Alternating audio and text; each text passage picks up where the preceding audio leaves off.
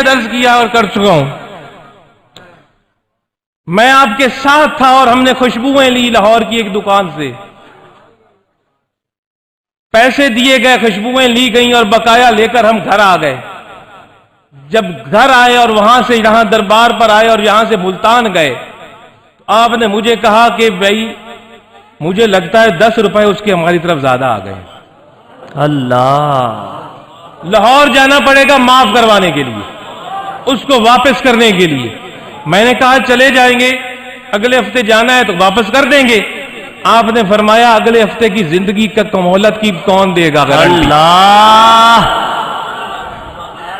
سبحان اللہ۔ ہم لاہور گئے، وہ 10 روپے اس دکان والے کو جب حضور نے دیے، میری آنکھوں نے دیکھا اس نے 10 روپے پکڑے اور اس کی آنکھوں سے آنسو جاری ہو گئے۔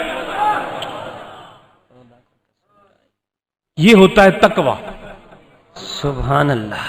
حضور کا یہ تقویٰ، اور ہم مرید ہیں، ہمارے اندر بھی تمہارے پیر کی جھلک نظر آنی چاہیے۔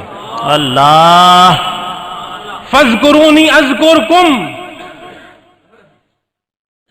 اس دنیا میں میرے یاد کرو، میرا ذکر کرو، میری توحید کے اعلان کرو، میرے محبوب کی رسالت کے ڈنکے بجاؤ، جو حضور سید محمد عبداللہ شاہ رحمت اللہ علیہ نے قادر بخش کی سرزمین میں کیا۔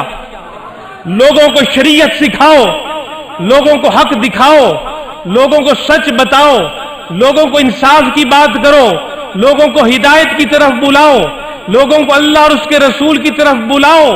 یہ ہے رب کا ذکر کرنا اس دنیا میں، اور الحمدللہ میں دعوے سے یہ بات کہتا ہوں کہ میرے پیر نے ذکر کا حق ادا کیا، سبحان اللہ۔ اور ان کی وسیلے سے آج جتنے لوگ اس وقت آپ اور میں یہاں بیٹھے ہیں، اس وقت ہم بھی رب کے ذکر میں مشغول ہیں۔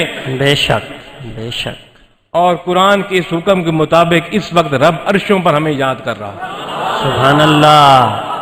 اس رب کے ذکر کی خوشبو کو اپنے دامن میں بٹھاؤ، اپنے دلوں میں جگہ دو، رب کے ذکر کو اپنے ساتھ گھروں میں لے جاؤ، رب کے ذکر سے اپنے گھر کو منور کرو، اپنے دلوں کو منور کرو، اپنے گھروں میں اللہ اور اس کے رسول کی اطاعت میں زندگی گزارنے کی کوشش کرو، ہمیشہ سچ اور انصاف کا دامن پکڑو، رسول پاک صلی اللہ علیہ وسلم کی فرامین کو مد نظر رکھو، کوئی کام کرنے سے پہلے حضور کی سیرت اور سنت پر ایک نگاہ دوڑاؤ، پھر قدم اٹھاؤ، اپنی سوچوں کو شریعت کے تابع لے کر آؤ، اپنے ہاتھوں اور پاؤں کو شریعت کے تابع لے کر آؤ۔